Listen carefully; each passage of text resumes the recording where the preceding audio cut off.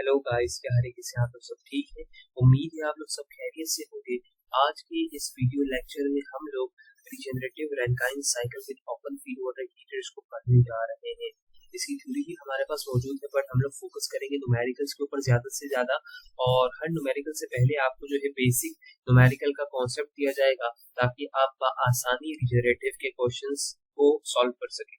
सबसे पहले हम लोग बात करते हैं कि हमारे पास रिजेनरेटिव का मतलब क्या होता है और रिजेनरेटिव हम लोग क्यों यूज करते हैं। रिजेनरेटिव हमारे पास होता क्या है, हम लोग जानते हैं कि हमारे पास जो पानी वाटर जो हमारे पास बॉयलर के अंदर जा रहा होता है, उसका टेम्परेचर हमारे पास रूम टेम्परेचर होता है। बट हम लोग रिजेनरेटिव के अंदर क्या करते हैं, टरबाइन के अंदर मल्टीपल लाइंस हम लोग एक्सट्रैक्शन निकाल लेते हैं, स्टीम की एक्सट्रैक्शन निकाल लेते हैं। और उन एक्सट्रैक्शन के जरिए हम लोग जो पानी कंडेंसर से होता हुआ जा रहा होता है बॉयलर में, हम लोग उसको क्या कर लेते हैं, पहले ही से हीट अप कर लेते हैं। अच्छा, इसके नतीजे में हमारे पास फायदा ये हासिल होता है कि आप लोगों ने पहले ही से गर्म पानी जो है बॉयलर के अंदर दिया है, तो अब उस बॉयलर के अंदर हम लोगों को जो है कम हीट इन करनी पड़ती है, कम हीट सप्लाई करनी पड़ती है, जिसकी वजह से हमारे साइकिल की एफिशिएंसी जो है वो बढ़ जाती है। ठीक है, ये बात क्लियर हो गई। अच्छा, इसकी मिसाल इसी तरीके से कि आप लोगों के पास दो तरह के पानी है जिनको आप लोगों ने गर्म करना है। एक 25 डिग्री सेंटीग्रेड के ऊपर, एक 50 डिग्री सेंटीग्रेड के ऊपर है। तो पानी गर्म पहले कौन सा होगा? जाहिर सी बात है 50 डिग्री सेंटीग्रेड वाला, और उसको कम हीट चाहिए होगी। ठीक है, ये बात क्लियर होगी। तो ये हमारे पास फायदा होता है रिजेनरेटिव रैंकाइन साइकिल का, इससे हमारी साइकिल की एफिशिएंसी बढ़ जाती है। और इसके अंदर सबसे पहले हम लोग डिस्कस करने जा रहे हैं open feed water heaters. Open feed water heaters हमारे पास ऐसे फीड वाटर हीटर्स होते हैं जिसके अंदर हमारे पास वाटर जो है कांटेक्ट में आ रहा होता है, डायरेक्ट कांटेक्ट में आ रहा होता है, मतलब कि दो फ्लूइड्स आपस में कांटेक्ट में आ रहे होते हैं।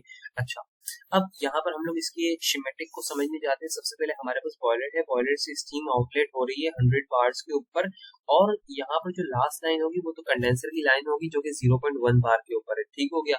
अच्छा, एक लाइन हम लोगों ने एक्सट्रैक्ट की है high pressure feed water heater की, जो कि 40 बार के ऊपर है, और एक लाइन हम लोगों ने एक्सट्रैक्ट की है लो प्रेशर फीड वाटर हीटर की, जो कि हमारे पास 20 बार्स के ऊपर है। अब यहाँ पर गौर कीजिए, जब पानी हमारे पास कंडेंसर से बाहर आएगा तो उसको मिक्स होना है, उसको मिलना है, कांटेक्ट में आना है लो प्रेशर फीड वाटर हीटर के साथ।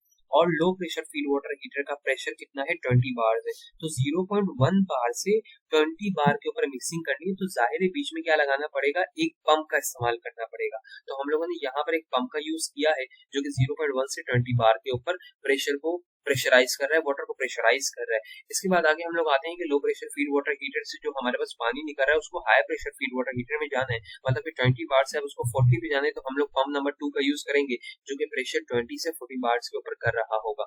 इसके बाद हम लोग बात करते हैं कि high pressure feed water heater से हमारे पास जो पानी जाएगा वो बॉयलर के अंदर जाएगा। तो बॉयलर के अंदर पानी जाने से पहले उसका प्रेशर मेंटेन करना पड़ेगा, तो हम लोग एक और पंप लगाएंगे जो कि 40 बार से 100 बार के ऊपर मेंटेन कर रहा होगा। सो ये इसकी थी शिमेटिक। अच्छा, अब मासेस को भी यहाँ पर डिस्क्राइब करता हूँ मैं। मासेस, अच्छा पॉइंट भी देख ले, पॉइंट हम लोग किस तरीके से मार्क करेंगे।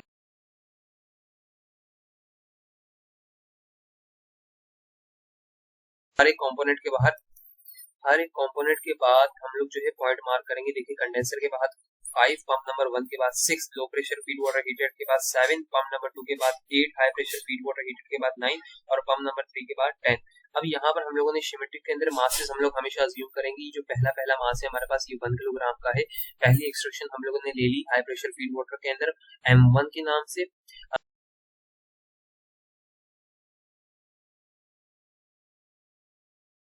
हम लोगों ने ली, जो बाकी हमारे पास मास बच गया 1 माइनस M1 माइनस M2 का, जो कि कंडेंसर के अंदर जा रहा है।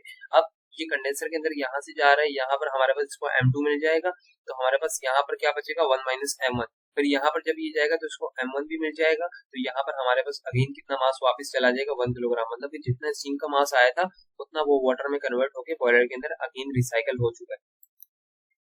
तो ये थी हमारे पास इसकी शिमेटिक।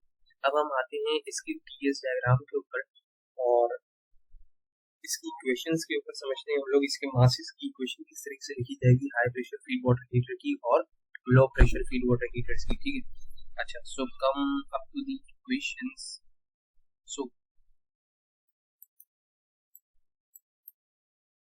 सो देखें, हम लोग सबसे पहले बात कर रहे हैं, इक्वेशन लिखने जा रहे हैं energy balance of the high pressure feed water heater की। ठीक है, तो हम लोग जानते हैं जो एनर्जी हमारे पास लॉस करेगा हॉट फ्लूइड, वो एनर्जी हमारे पास गेन करेगा कोल्ड फ्लूइड। ठीक है।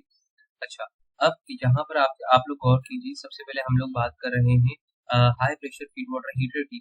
तो आइए आपको high pressure feed water heater के ऊपर ले जाया जाता है। ये आपके पास जो है मास कितना एंटर हो रहा है, आप लोगों के पास हाई प्रेशर फीड वाटर के अंदर मास जो आ रहा है, आप लोगों के पास high pressure feed water heater के अंदर मास जो आ रहा है वो M1 का मास है, और वो आ कहाँ से रहा है, पॉइंट नंबर 2 से, और इसकी एक्सट्रैक्शन कहाँ हो रही है, पॉइंट नंबर 9 पर उसकी एक्सट्रैक्शन हो रही है। और हम लोग जानते हैं कि वो हीट लॉस कर रहा है, तो उसकी इंथैल्पी यहाँ पर कम होगी, यहाँ पर ज्यादा। तो आप लोग क्या लिखोगे, M1 into H2 minus H9।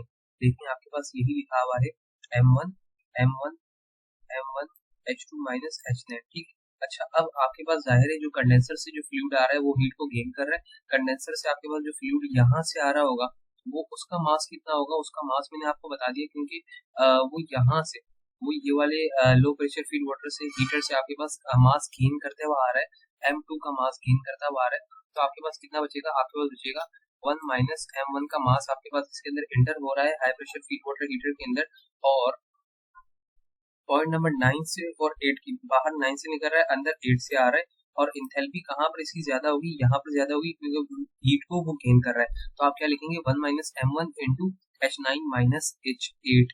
आइए देखते हैं, यही लिखा हुआ है यहाँ पर आपके पास इक्वेशन के अंदर। तो ये आपके पास बन गई पहली इक्वेशन जो कि थी high pressure feed water heater की। अब हम लोग बात करेंगे low pressure feed water heater की। Low pressure feed water heater के अंदर हम लोग आते हैं, low pressure feed water heater. यहाँ पर आप देख सकते हैं मास इसके अंदर कितना आ रहा है, आपके पास M2 आ रहा है, कहाँ से आ रहा है, पॉइंट नंबर 3 से आ रहा है, और उसकी एक्सट्रैक्शन कहाँ पर हो रही है, पॉइंट नंबर 7 के ऊपर हो रही है। तो आप क्या लिखेंगे, जो गेन, जो हमारे पास हीट लॉस कर रहा है फ्लूइड, उसका आप क्या लिखेंगे, M2 into H3 minus H7, ठीक है। आइए आपको दिखा दिया जाता है कि यहाँ पर लिखा हुआ है M2 into H3 minus H7, ये आप लोग देख सकते हैं इक्वेशन में लिखा हुआ है। इसके आगे हम लोग आते हैं कि इसके पास जो फ्लूइड हमारे पास हीट को गेन कर रहा है वो कितना आ रहा होगा, वो आ रहा होगा मुकम्मल का मुकम्मल 1 माइनस M1 इंटू M2, जो कि कंडेंसर वाली लाइन से आ रहा है। यहाँ पर कहाँ से आ रहा है, H6 से आ रहा है, जा रहा है H7 पे। तो एंथैल्पी का डिफरेंस क्या होगा, क्योंकि ये वाली ज्यादा होगी, क्योंकि वो हीट को गेन कर रहा है, ये वाली कम होगी। तो आप लिखेंगे 1 minus M1 minus M2 into H7 minus H6। आइए देख लेते हैं, यही लिखा हुआ है, हाँ बिल्कुल यही लिखा हुआ है। तो इस तरीके से हम लोगों ने इसकी high pressure feed water heater की और low pressure feed water heater की इक्वेशन लिख ली। अब आते हैं इसकी टीएस डायग्राम के ऊपर। टीएस डायग्राम हमारे पास जो है रैंकाइन साइकिल का एक डूम बनाया जाएगा, जो कि बनाया जाता है। फिर टरबाइन से आउटलेट हम लोग दिखा देंगे, टरबाइन से आउटलेट हमारे पास कितना था जनाब, 100 बार्स था। फिर हमारे पास एक्सट्रैक्शन हुई high pressure feed water heater की, पॉइंट नंबर 2 हमारे पास जो था, ये रहा point number 2 high pressure feed water heater का, पॉइंट नंबर 3 लो प्रेशर का, और पॉइंट नंबर 4 हमारे पास कंडेंसर का। इस तरीके से आप चलेंगे, ये हाई, फिर इसके बाद वाला लो, फिर इसके बाद वाला सबसे ज्यादा लो, ठीक है। तो इस तरीके से आपने क्या किया, सबसे पहले तो आपने इनिशियल लाइन ये मुकम्मल कर ली, और आप इस सबको क्या कर देंगे, सैचुरेटेड लिक्विड वाली लाइन के ऊपर सबको स्ट्राइक कर देंगे, आप लोग देख रहे हैं। तो ये हो गया 1, ये 2, ये 3, ये 4। अब यहाँ पर आपके पास जो लाइन स्ट्राइक करेगी वो आपके पास होगी 5। अब ये आपके पास क्या था, कंडेंसर से बाहर निकलने वाला पॉइंट था, देख लीजिए ये आपके पास पॉइंट नंबर 5 था। फिर इसके बाद लगा हुआ है पंप, तो एक पंप यहाँ पर लगा हुआ है, पंप नंबर 1 का मैंने नाम दिया हुआ है, आप लोग देख सकते हैं डायग्राम के अंदर, वो 6 तक भेज रहा है। फिर ये आपके पास क्या हो रहा है, यहाँ पर पॉइंट नंबर 7 के ऊपर हो क्या रहा है, जो मास M2 आ रहा है वो अपनी हीट को क्या कर रहा है, लूज कर रहा है, और पॉइंट 6 से जो आपके पास फ्लूइड आ रहा है वो गेन कर रहा है। तो दोनों एक जगह पर मीट हो रहे हैं, दोनों का यहाँ पर क्या हो रहा है, आपके पास दोनों मिक्स हो रहे हैं एक जगह के ऊपर, जो कि क्या है पॉइंट नंबर 7। तो यहाँ पर देखिए 6 से यहाँ पर आ रहा है, ये आपके पास हीट लॉस कर रहा है, ये हीट गेन कर रहा है, दोनों यहाँ पर मिक्स हो रहे हैं, और पॉइंट नंबर 7 अचीव हो रहा है, जो कि सैचुरेटेड लिक्विड का पॉइंट है। फिर पॉइंट नंबर 7 के बाद आपके पास एक पंप लगा हुआ है, तो यहाँ पर आ जाएगा पंप नंबर 2, जो कि आप डायग्राम के अंदर देख सकते हैं, और वो 8 तक उसको पंप कर रहा है। फिर 8 के बाद आपके पास क्या हो रहा है, यहाँ पर हीट गेन हो रही है, और यहाँ पर ये वाला जो high pressure feed water heater का, इसी में ये हीट लॉस कर रहा है, दोनों एक जगह पर मीट कर रहे हैं, जो कि पॉइंट नंबर 9 आपके पास दिया गया है, पॉइंट नंबर 9। इसके बाद पॉइंट नंबर 9 के बाद अगेन मुझे एक पंप लगाना है, जो कि बॉयलर के प्रेशर तक मेंटेन करता है, तो ये पंप नंबर 3 आपका आ गया। और इस तरीके से आपकी टीएस, यहाँ पर 1 किलोग्राम, यहाँ पर एक्सट्रैक्शन आपने की M1 की, यहाँ पर एक्सट्रैक्शन की M2 की, और यहाँ पर एक्सट्रैक्शन आपने की 1 माइनस M1 माइनस M2 की। ये कंडेंसर की लाइन, ये लो प्रेशर की, ये हाई प्रेशर की। तो अच्छा, यहाँ पर 1 से 2 के दरमियान में जो मास होगा वो कितना होगा, 1। M1 यहाँ पर चला गया, यहाँ पर कितना मास होगा मैं यहाँ पर लिख भी देता हूँ आप लोगों को, सेकंड।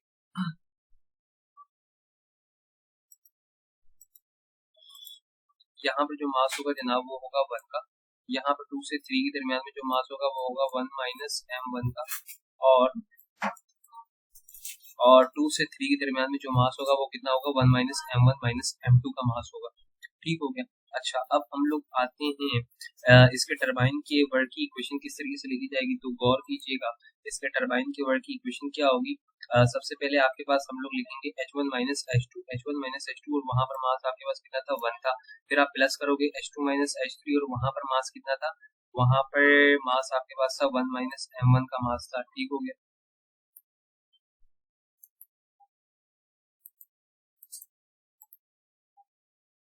वहां पर आपके पास मास कितना था 1 माइनस m1 का, और एंथैल्पी क्या थी h2 माइनस h3। फिर इसके बाद मास कितना आया 1 माइनस m1 माइनस m2, और एंथैल्पी कितनी थी वहां पर h3 माइनस, यहाँ पर h3 माइनस h4 थी, यहाँ पर 1 माइनस m1 और h2 माइनस h3, और यहाँ पर 1 माइनस 2 और मास था 1।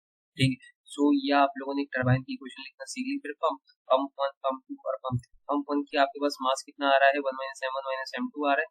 देख लीजिए यहाँ पर जो मास आ रहा है वो 1 माइनस m1 माइनस m2 आ रहा है, और इसकी एंथैल्पी क्या होगी h6 minus h5। Pump number 2 का क्या होगा, यहाँ पर जो मास आ रहा है वो आपके पास कितना आ रहा है 1 माइनस m2, तो इसको यहाँ पर हासिल हो गया। यहाँ पर इसके पास बचेगा 1 माइनस m1, और यहाँ पर एंथैल्पी क्या होगी h8 माइनस h7। तो देख ले 1 minus m1 h8 minus h7। Pump number 3 के पास मुकम्मल मास आ रहा है और इसकी एंथैल्पी होगी h10 माइनस h8। और क्यू सप्लाई, हीट जो सप्लाई हम लोग कर रहे हैं वो कहाँ से कहाँ पर कर रहे हैं, पॉइंट नंबर 1 से पॉइंट नंबर 10। तो आप लोग देख सकते हैं ये जो फील्ड वाटर हीटर है ना, यहाँ पर क्यू इन का एरिया आपके पास क्या हो गया, कम हो गया, मतलब कि ये वाला टेम्परेचर ऊपर आ गया, और ये वरना ये बहुत नीचे होता है। तो ये फील्ड वाटर हीटर लगाने से आपके पास क्या हुआ, क्यू इन डिक्रीज हो गया। क्यू इन डिक्रीज हुआ तो साइकिल की एफिशिएंसी आपके पास क्या होगी, साइकिल की एफिशिएंसी आपके पास बढ़ चुकी है। ठीक है। तो ये थी इसकी न्यूमेरिकल की एक्सप्लेनेशन जो कि आपको कंप्लीट दी गई। और यहाँ पर एंथैल्पी क्या होगी हीट सप्लाई के अंदर h1 माइनस h10 होगी, और मास 1 लिया जाएगा, जाहिर सी बात है। ठीक है। अच्छा, सो इसके बाद हम लोग आते हैं अपने न्यूमेरिकल की तरफ।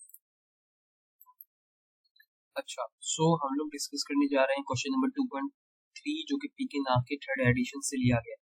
कह रहा है in a single heater regenerative Rankine cycle, मतलब कि हमारे पास जो है single heater regenerative Rankine heat cycle है, जो कि जिसके अंदर हमारे पास टरबाइन के अंदर स्टीम एंटर हो रही है 30 बार और 400 डिग्री सेंटीग्रेड के ऊपर,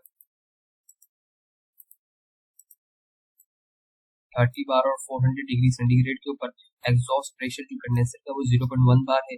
the feed water is a direct contact type, हमारे पास जो है feed water direct contact type है, मतलब कि ओपन फीड वाटर हीटर है। तो पहला न्यूमेरिकल आपको ओपन का ही करवाया जा रहा है, व्हिच ऑपरेट्स एट 5 बार, जो कि 5 बार के ऊपर ऑपरेट हो रहा है। फाइंड द एफिशिएंसी मालूम करके दो, स्टीम रेट मालूम करके दो इसका।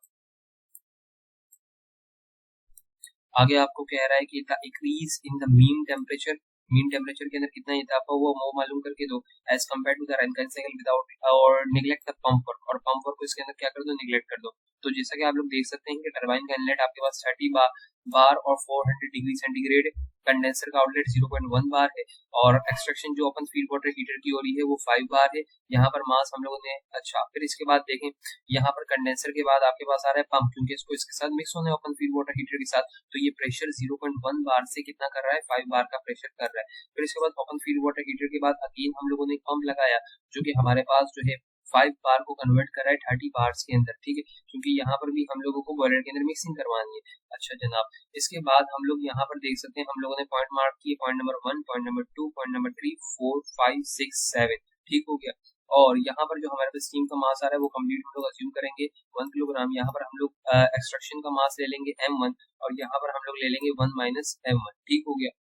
अच्छा, अब आते हैं हम लोग इसकी इक्वेशन के ऊपर, जो कि हमारे पास फीड वाटर हीटर की बनेगी। Energy loss by the hot fluid, energy gain by the cold fluid. तो एनर्जी जो लॉस हो रही है m1 की, आ कहाँ से रहा है, पॉइंट नंबर 2 से आ रहा है और जा रहा है पॉइंट नंबर 6 के पास। तो हमारे पास हो जाएगा m1 into h6 minus h2। ये तो हमारे पास हो जाएगा कि हमारे पास जो है एनर्जी लॉस की है फ्लूइड में। जो एनर्जी गेन होगी फ्लूइड की वो हमारे पास क्या होगी, एनर्जी गेन जनाब हमारे पास हो रही है, हमारे पास कंप्लीट फ्लूइड आ रहा है 1 माइनस m1 का, 0.5 के ऊपर एंट्रेंस हो रही है, 0.6 के ऊपर एग्जिट कर रहा है वो, तो h6 माइनस h5 होगा, क्योंकि यहाँ पर हीट वो गेन कर चुका, तो यहाँ पर वो हीट गेन कर चुका है, तो हमारे पास होगा h6। यहाँ पर हम लोगों ने पॉइंट मार्क किया है। पॉइंट नंबर 6 के ऊपर हमारे पास एग्जिस्ट हो रही है क्योंकि इसकी इंथैल्पी ज्यादा है और पॉइंट नंबर 5 की इंथैल्पी हमारे पास कम है, तो हम लोग लिखेंगे H6 माइनस H5 और मास आ जाएगा 1 माइनस M1, जैसा कि आप लोग इक्वेशन के अंदर देख सकते हैं। ठीक है। अच्छा, फिर हम लोग आते हैं इसकी टीएस के ऊपर। इसकी टीएस हमारे पास होगी टरबाइन के आउटलेट के ऊपर 30 बार और 400 डिग्री सेंटीग्रेड। फिर हमारे पास एक लाइन एक्सट्रैक्शन की हम लोगों ने निकाली। पॉइंट नंबर 2 के ऊपर हमारे पास हम लोगों ने जो है ओपन फीड वाटर हीटर की हम लोगों ने लाइन शो की, जो कि हमारे पास था 5 बार्स के ऊपर। और पॉइंट नंबर 3 आपके पास हम लोगों ने लिया कंडेंसर की लाइन जो कि 0.1 बार के ऊपर थी।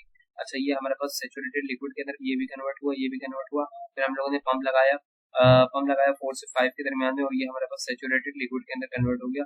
फिर हम लोगों ने 6 से 7 के दरमियान में भी एक पंप लगाया हुआ है, 6 से 7 के दरमियान में भी एक पंप लगाया हुआ, और फिर ये बॉयलर की लाइन से जाके मिल गया। अब यहाँ पर सबसे पहले तो टीएस डायग्राम को सॉल्व करने का, किसी भी न्यूमेरिकल को सॉल्व करने का तरीका ये होता है कि आप हर पॉइंट की जो है इंथैल्पी इसको नोट कर ले। तो आप क्या करेंगे, अपने मूल्य चार्ट के अंदर सबसे पहले लोकेट करवाएंगे, मूल्य चार्ट के अंदर सबसे पहले आप लोकेट करवाएंगे 30 बार और 400 डिग्री सेंटीग्रेड को। तो आइए मूल्य चार्ट के अंदर चलते हैं और 30 बार और 400 डिग्री सेंटीग्रेड को लोकेट करवाते हैं। सो ये आप लोग देख सकते हैं मूल्य चार्ट के अंदर हम लोग आगे ऊपर हम लोगों ने प्रेशर नोट के 300 बार और 300 बार वाली लाइन को फॉलो करते हुए नीचे आए 400 डिग्री सेंटीग्रेड के ऊपर हम लोगों ने स्ट्राइक करवाया इसको, और इसकी जनाब हम लोगों ने जो है इंथैल्पी नोट कर ली। इंथैल्पी हमारे पास कितनी आ रही है इसकी आपको दिखा दी।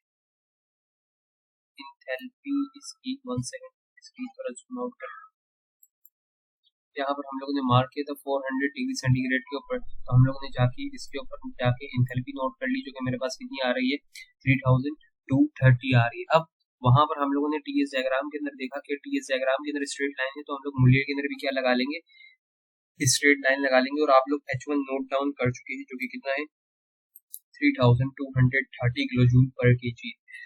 वहां पर टीएस में स्ट्रेट लाइन मतलब कि यहाँ पे भी स्ट्रेट लाइन, और स्ट्रेट लाइन हम लोगों ने ड्रॉप की वहां तक जहां पर हमारे पास, और हम लोगों ने इंथैल्पी भी नोट कर ली, यहाँ की एंट्रोपी नोट कर ली।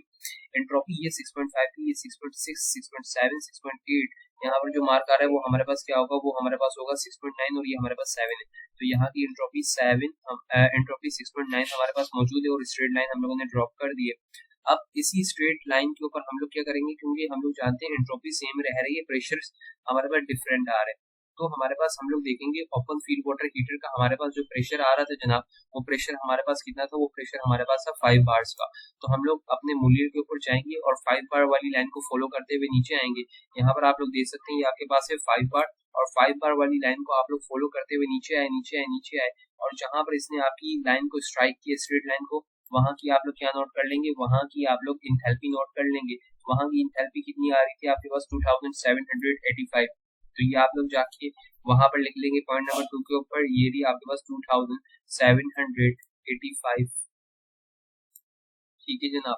अच्छा, इसके बाद हम लोग बात करते हैं, तीसरा हम लोगों को नोट करना है 0.1 बार के ऊपर। तो आप 0.1 बार के ऊपर जाकर हम लोग जो है इंथैल्पी नोट डाउन करेंगे मूल्य चार्ट से उसी स्ट्रेट लाइन को फॉलो करते हुए।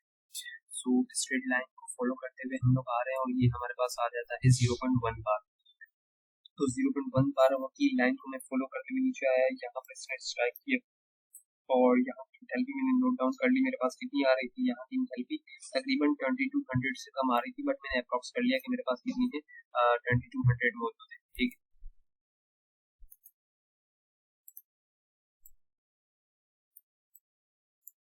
सही हो गया। अच्छा, और ये इंथैल्पी मैंने जाके अपने टीएस डायग्राम के ऊपर लिख ली, नोट डाउन कर ली कि H3 की मेरे पास इंथैल्पी है 2200। ठीक है। अच्छा, इसके बाद मैं आता हूँ पॉइंट नंबर 4 के ऊपर। पॉइंट नंबर 4 मेरे पास सैचुरेटेड लिक्विड है और 0.1 बार के ऊपर है। तो मैं स्टीम टेबल के ऊपर जाकर पॉइंट नंबर 4 के ऊपर जाकर स्टीम टेबल से हम लोग जो है H4 नोट डाउन कर लेंगे। तो स्टीम टेबल के ऊपर चलते हैं। स्टीम टेबल के ऊपर आए हम लोग, स्टीम टेबल 0.1 बार हम लोगों ने देखा, प्रेशर हमारे पास कितना है 0.1 बार, और इस कितने बार की प्रेशर के अंदर हम लोग जो है क्या नोट डाउन कर लेंगे, हम लोग HF की वैल्यू नोट डाउन कर लेंगे, जो कि मेरे पास है 191.83। सो ये मेरे पास हो जाएगा HF, और इसके साथ साथ जो है मैं VF भी नोट डाउन कर लूंगा। VF मेरे पास कितने 0.0101 है, सो 191.83 और 0.001 सही। ये मैंने आप लोग देख सकते हैं HF नोट डाउन कर लिया 191.83 और कह रहा था पंप वर्क जो है वो निगलेक्ट किया गया है। तो अगर पंप वर्क हम लोगों ने निगलेक्ट किया है तो हमारे पास H5 और H4 की दोनों की इंथैल्पीज क्या होगी, हमारे पास बराबर हो जाती है, हमें याद रखिएगा। फिर पॉइंट नंबर 6 की इंथैल्पी निकालने के लिए मैं क्या करूंगा, अगेन स्टीम टेबल के अंदर जाऊंगा और स्टीम टेबल के ऊपर मैं जाऊंगा 5 बार्स के प्रेशर के ऊपर। सो मैं स्टीम टेबल की तरफ चला गया, moving towards the steam table, next page. ये मैं आ गया नेक्स्ट पेज के ऊपर और इसके अंदर मैंने लोकेट करवाया 5 बार, बिल्कुल लास्ट में लिखा हुआ है, ये 5 बार मैंने लोकेट करवा लिया और इसके अंदर मैंने नोट डाउन किया कि मेरे पास H वाला कॉलम कौन सा है। H वाला कॉलम मेरे पास ये है, H कॉलम, और इस कॉलम के अंदर मेरे पास एंथैल्पी कितनी आ रही है, मेरे पास आ रही है 640.23 640.23 आ रही है। और साथ साथ ना आप जो है इस पॉइंट नंबर 5 का जो है 5 था 6 था आई गेस, उसका जो है वो एस भी आप लोग नोट डाउन कर लें। एस आपके पास कितना आ रहा है, एस आपके पास आ रहा है, ये वाला कॉलम है, ये वाला कॉलम फॉलो करते हुए नीचे आएंगे, एस आपके पास आ रहा है 1.8607। सो आप लोग देख सकते हैं कि हम लोगों ने पॉइंट नंबर 6 की एंथैल्पी भी नोट डाउन कर ली और एंट्रोपी भी नोट डाउन कर ली। एंट्रोपी भी नोट डाउन करने की एक वजह थी, वो आपको मैं बाद में बताऊंगा। अब आपके पास एंथैल्पी, क्योंकि आपने पॉइंट 6 की नोट की, वही पॉइंट नंबर 7 की, क्योंकि पंप वर्क निगलेक्ट है, तो एंट्रोपी जो पॉइंट नंबर 6 की होगी वही पॉइंट नंबर 7 की होगी सेम केस के अंदर, क्योंकि पंप वर्क क्या है हमारे पास निगलेक्टेड है। अच्छा, अब सारी इंथैल्पीज आपने नोट डाउन कर ली और सबसे पहले हम लोग मालूम करके यहाँ पर एक चीज को फाइनलाइज कर देते हैं, जो कि है आपके पास मीन टेम्परेचर। मीन टेम्परेचर याद रखिएगा, आपके पास कौन सा टेम्परेचर होता है जो कि पॉइंट बॉयलर के आउटलेट और बॉयलर के इनलेट के दरमियान में आ रहा होता है ना, वो आपके पास मीन टेम्परेचर होता है। तो मैंने इन दोनों पॉइंट्स के दरमियान में एक लाइन मार्क कर ली, जो कि मेरे पास किसकी थी, जो कि मेरे पास थी मीन टेम्परेचर की लाइन। और इस लाइन के अंदर का जो एरिया है वो मेरे पास क्या है, वो मेरे पास है QS, वो मेरे पास है हीट सप्लाई। ये वाला जो एरिया है ये क्या है मेरे पास, हीट सप्लाई है। अच्छा, अब ये हीट सप्लाई का एरिया है, तो ये एरिया ऑफ रेक्टेंगल, ये एक रेक्टेंगल बन रहा है और इसका मेरे पास क्या होगा, मेरे पास होगा हाइट मल्टीप्लाई बाय बेस। तो इसकी अगर आप हाइट देखेंगे तो आपके पास हाइट आ जाएगी TM, और इसकी बेस क्या होगी, इसकी बेस होगी ये वाली एंट्रोपी माइनस ये वाली कंप्लीट एंट्रोपी S1 है और ये वाली S7 है। तो S1 में से S7 क्या कर देंगे, सब्ट्रैक्ट कर देंगे। S1 आपको स्टार्ट में ही बताया था, S1 कितना आ रहा था 6.9 आ रहा था, और S7 अभी अभी आप लोगों ने नोट डाउन किया जो कि कितना आ रहा है 1.8607 आ रहा है। तो इन दोनों को आप सब्ट्रैक्ट करवाएंगे तो आपके पास क्या आ जाएगी, बेस आ जाएगी। फिर यहाँ से आप लोग TM को अकेला करवा लेंगे। अब ये फॉर्मूला तो TM का बना के मैंने आपको दे दिया, अब इस फॉर्मूले के अंदर आपके पास एंट्रोपीज मौजूद है, आपको हीट सप्लाई निकालना है। अच्छा, हम लोग जो है वो मासेस की इक्वेशन भी देख चुके हैं कि मासेस की हमारे पास क्या इक्वेशन बनेगी, जो कि हम लोगों ने ऊपर बनाई थी। अब इस इक्वेशन को मैं क्या करूंगा, यहाँ से हम लोग जो है M1 को अकेला करेंगे, इसी फॉर्मूले को मैं सिंप्लीफाई करता हूँ नीचे। आप लोग देख सकते हैं मैंने क्या किया, इंटरचेंजिंग कर दी है। ये M यहाँ पर चला गया राइट हैंड साइड पे, और S6 माइनस H5 का फैक्टर जो है नीचे लेफ्ट हैंड साइड पे डाउनवर्ड चला गया। फिर इसकी सिंप्लीफिकेशन देखें, LCM को ब्रेक किया, LCM के ब्रेक के बाद -1 को लेफ्ट हैंड साइड पे भेजा। फिर हम लोगों ने क्या किया, अगेन इंटरचेंजिंग की, तो ये पूरा फैक्टर हमारे पास नीचे आया। मैंने तमाम की तमाम इंथैल्पीज जो कि ऊपर PS डायग्राम के अंदर नोट डाउन की है, उन तमाम इंथैल्पीज को यहाँ पर किया सब्स्टिट्यूट, तो मेरे पास क्या आ गया, M1 आ गया। अब M1 आने के बाद अगर मैं बात करूँ टरबाइन की इक्वेशन की, तो बनाना बिल्कुल सिंपल है। यहाँ पर मास था 1 और डिफरेंस क्या होगा एंथैल्पीज का, H1 माइनस H2 प्लस यहाँ पर मास कितना था मेरे पास 1 माइनस M1, और यहाँ पर एंथैल्पीज क्या होगी, H2 माइनस H3 होगी, जो कि मेरे पास हो जाएगा टरबाइन का वर्क। अच्छा, और पंप का वर्क क्योंकि हमारे पास निगलेक्ट है, तो यहाँ पर एफिशिएंसी मेरे पास क्या हो जाएगी, एफिशिएंसी मेरे पास हो जाएगी डायरेक्ट एफिशिएंसी, सॉरी हमारे पास नेटवर्क क्या हो जाएगा, टरबाइन का वर्क हो जाएगा, उसके अंदर से पंप वर्क माइनस नहीं होगा, तो ये नेटवर्क हो गया हमारे पास QS मेरे पास क्या होगा, H1 से लेकर H7 तक हम लोगों ने हीट सप्लाई की है। अच्छा, सबसे पहले we are going to calculate turbine work calculate करने के लिए हम लोगों ने आफ्टर मूव ईयर कैलकुलेशंस आएंगी, कैलकुलेशन यहाँ पर हम लोगों ने जो है टरबाइन के वर्क के अंदर इंथैल्पीज का डिफरेंस ले लिया H1 माइनस H2, वहाँ पर मास 1 था, 1 minus M1 H2 minus H3। हम लोगों ने इंथैल्पीज की वैल्यूज को सब्स्टिट्यूट किया यहाँ पर, जो कि हमारे पास TS डायग्राम से देखी गई है, और M1 हमारे पास कितना आ रहा था 0.1729, जो कि यहाँ पर लिख दिया गया। अच्छा, फिर इसके बाद हमारे पास टरबाइन वर्क कितना आ रहा है 928.85 किलो जूल आ रहा है। किलोग्राम क्यों नहीं आ रहा है? क्योंकि किलोग्राम का फैक्टर से मल्टीप्लाई हो रहा है, तो किलोग्राम हम लोग यूनिट्स में नहीं लिखेंगे। फिर हमारे पास हम लोगों ने हीट सप्लाई मालूम की H1 माइनस H7, और मास वहां पर कितना था 1, तो अगेन यहाँ पर यूनिट का क्या रखेंगे, यूनिट क्या आएगा मेरे पास किलो जूल आएगा। तो यहाँ पर हीट कैलकुलेट हो गई, हीट सप्लाई कैलकुलेट हो गई। इसके बाद efficiency turbine work divided by हमारे पास क्या हो जाएगी, हीट सप्लाई हो जाएगी। हमारे पास क्या आ जाएगी एफिशिएंसी 928.85 डिवाइडेड बाय 2589.77, तो एफिशिएंसी मेरे पास कितनी आ रही है 35.8% मेरे पास एफिशिएंसी आ रही है। इसके बाद स्पेसिफिक स्टीम कंजम्पशन का फॉर्मूला मेरे पास होता है 3600 डिवाइडेड बाय टरबाइन वर्क, तो टरबाइन वर्क मेरे पास कितना है 928.85 है, तो स्पेसिफिक स्टीम कंजम्पशन मेरे पास कितनी आ जाएगी 3.85 किलोग्राम पर किलोवाट आवर आ जाएगी। अब लास्ट में मेरे पास काम वही जो मैंने फॉर्मूला बनाया था टीएम का, उसको मैं यूज करूंगा। हीट सप्लाई मेरे ऊपर मैं मालूम कर चुका हूँ, मेरे पास आ रही थी 2589.77, डिवाइड करवा दूंगा मैं S1 माइनस S7 से, तो मेरे पास टीएम का जो आंसर आएगा वो केल्विन में आएगा, क्योंकि इनके यूनिट्स केल्विन में। तो मैं इसको कन्वर्ट कर लूंगा डिग्री सेंटीग्रेड में, तो मेरा आंसर क्या हो जाएगा 241 डिग्री सेंटीग्रेड। सो ये था हमारे पास रीजनरेटिव रैंकाइन साइकिल का फर्स्ट न्यूमेरिकल, जो कि ओपन फीड वाटर हीटर के ऊपर था। नेक्स्ट वीडियो के अंदर हम लोग जो है क्लोज फीड वाटर हीटर को डिस्कस करेंगे, और उसकी पहले बेसिक बताई जाएगी, और फिर आपको जो है उसका भी एक न्यूमेरिकल करवाया जाएगा, जो कि पास्ट पेपर के अंदर आया हुआ है। इंतहाई इंपॉर्टेंट क्वेश्चन है, मिड्स में हमारे पूछा गया था, और उसी टाइप का क्वेश्चन पूछा जाता है, वो बहुत ही ज्यादा कॉन्सेप्चुअल क्वेश्चन है। तो नेक्स्ट लेक्चर के अंदर वो अटेम्प्ट करेंगे।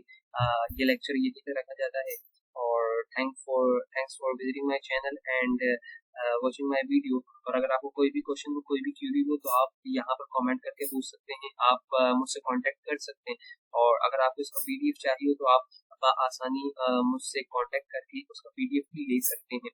सो काइंडली अगर आपको ये वीडियो पसंद आई हो, तो इसको लाइक कीजिए, इसको आगे से ज़्यादा आगे इसको शेयर कीजिए अपने फ्रेंड्स के साथ, और काइंडली चैनल को सब्सक्राइब कीजिए। Thank you.